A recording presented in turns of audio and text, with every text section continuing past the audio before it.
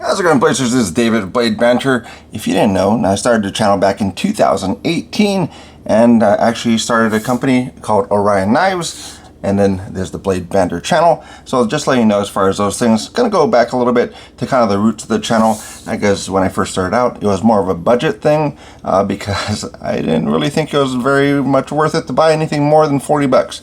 But this is where I'm going back to some of that because it seems to be more enjoyable for me. And we're gonna kind of go through some of these things, some of the specs as we go through this review. But this one's gonna be one that I purchased, so this is my knife. So if you have any questions on it, let me know. It's going to be around for a bit. I like it that much, but there are some issues. So this is actually going to be this one here. So this is going to be the Fuse from Gerber. There's a 2021 release, about $30-ish for this knife. So it actually is a good value for your money. Quite a bit of issues right out of the bat, but I was able to resolve some of those. So if you have those issues, maybe you want to do that, or maybe just send it back. They do have a lifetime warranty for their work. So Gerber, I'm still very much on board with trying to, I'm just cheering for them to just get back to it because they're making strides, turning the ship from what they, at least in my mind, where they were as far as just kind of a very poor brand as far as quality goes and builds. So this one's going to be an import for this one, but this is going to be yeah, about $30-ish. It has a really cool setup for the side. So this does add some grip to it, and so it's like a stainless steel, pretty much like a laser pattern. So it does add some grip for it. It's a nylon handle, so very inexpensive. Very good weight to it, so it's not a super light knife like a bug out, but bug out's like 1.9 ounces, and there's like a basically a 2.7. So 2.7 is the advertised weight for that for this channel. If you want to have that kind of in hand, get a better understanding of what that is, that's going to be basically 13 quarters and a penny. So get that out and actually see what that is, or add it to whatever knife you have available. So if you have a bug out, then you can add some of that weight to it. Basically each quarter is going to be 0.2 ounces. Each penny is going to be 0.1 ounces. So you can actually know what that is, because with all the numbers thrown out there, I mean, an iPhone, the iPhone 12 currently weighs 5.78 ounces. So if you have one of those, this is going to be like nothing. I mean, it's 2.7 ounces. So for that reason, that's going to be nothing at all of an issue. So this one had issues, as I was saying. So some of the things that I had when I first opened it, I felt it was like, oh yeah, that feels pretty good. The liner pressure on it was ridiculous. So on the good side for Gerber, you don't want it to close on people. You don't want to have issues of lock failure. But it was overboard, so to the point of when I first opened it, to actually close it, like it actually hurt to close it.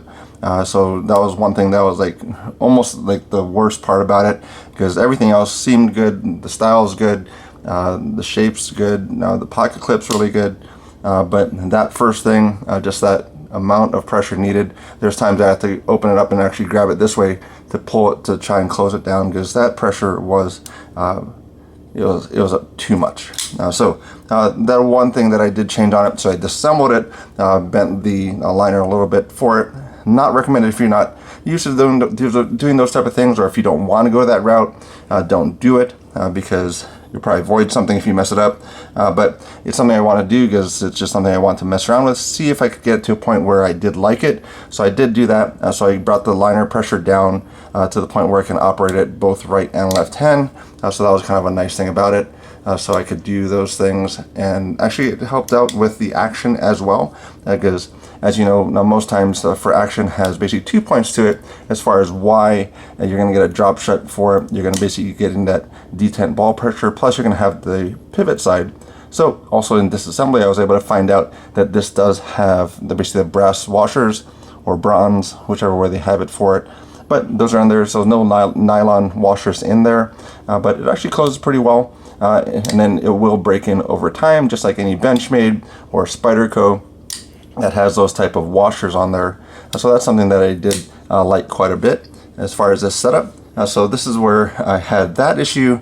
Also, right when I opened it up, I was able to look at the tip of the knife, and that was off center, so it actually was kind of ground more to one side, so the tip was not centered. It was actually kind of off to one side. Very small, minute type of thing. You might not look at those type of stuff, but just once I had the first issue, that was kind of like, oh, well, what else is going on? So there was that issue. And then cutting paper, probably about here, was kind of a little dull spot. So cutting, little drag for it. So I did resharpen it already. So that's where that kind of fixed those two issues. Brought the tip back in alignment, got it sharpened to the point where it was actually a good sharpening across the whole blade. So those are some of the things there. And I'm sorry if that's a lot of things. It is a really good knife. I still like it now after I got everything kind of resolved.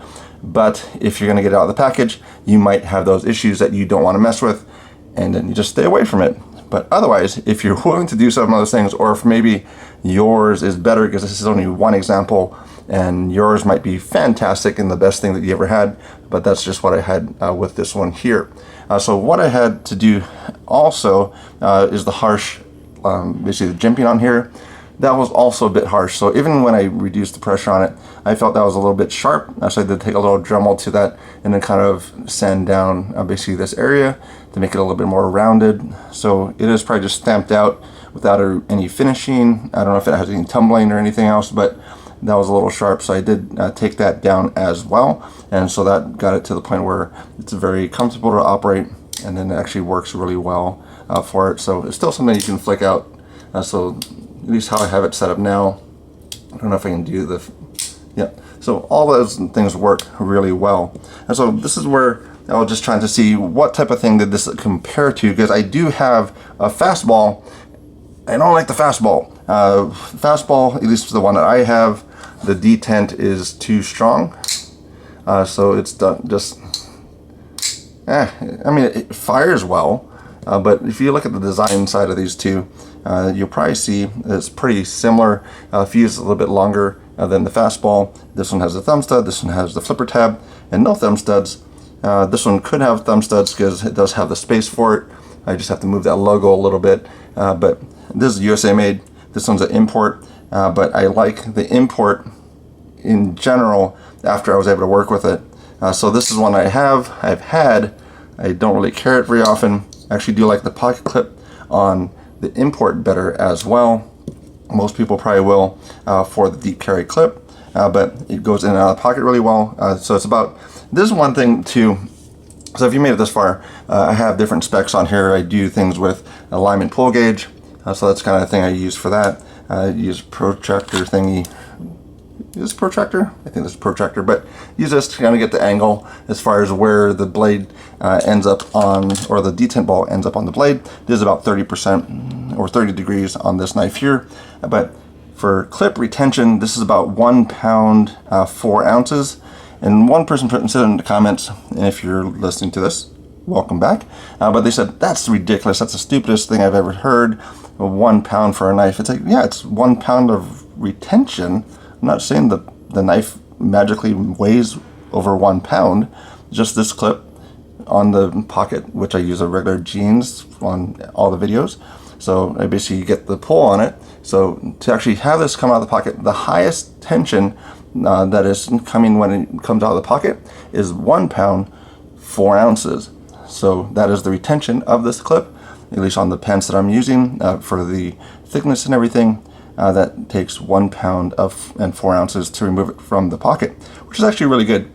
Not very high, maybe about 2 pounds is kind of the good level for it, but this is going to in and out of the pocket really well. Clips really long. It's not going to be worrying about it really falling off. The ramp on it is good as well. So that's going to be the ramp on that. So that is what I mean by retention and why it's 1 pound, 4 ounces. This is 2.7 ounces for the knife. Clip retention is 1 pound, 4 ounces. So to clarify, but that's how that works for this knife here. So we'll look at some of the other ones too to see what they look like in comparison to this knife. So this is going to be the Pair 3.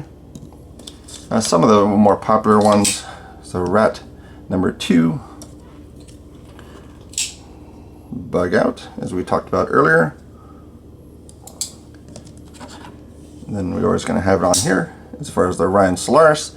Second production run is still in production, so we'll be having that hopefully before Blade Show West, because I did get a table for Blade Show West. So if you're going to be there, I will have a table, and I sure hope I have all the knives available for sale.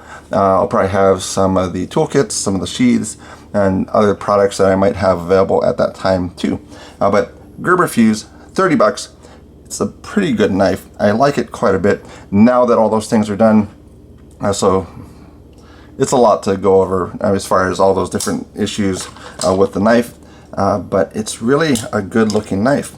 So that's where you're going to have the blade for it. You can have a stone wash. There also is a blacked out stone wash, so that's going to be what you have for that. So you can see this pattern here, which does add grip, which is more than the nylon handle. You do have that pocket clip for it. It does have the Gerber stamping on there. Some people are going to hate that, but it's there. And then you can have recessed screws, which is great. Good ramp on it, good retention. You do have barrel spacers in here, so that's where you are going to have 2 Torx wrenches to take this apart, because it's not going to come apart on its own because they're not D-shaped or anything. You do have some jimping up here, which isn't really a big thing. I don't really care for jimping too much, but it is a nice knife, and this is kind of a different pivot style. So Gerber, good job. I would like to see a premium version of this. This would be one to lean into, and if you guys agree with me on it, then maybe change some of that stuff, because it would be a fantastic knife out of the box if some of those things were done before I had to do it myself. But that's about all to say about that one today.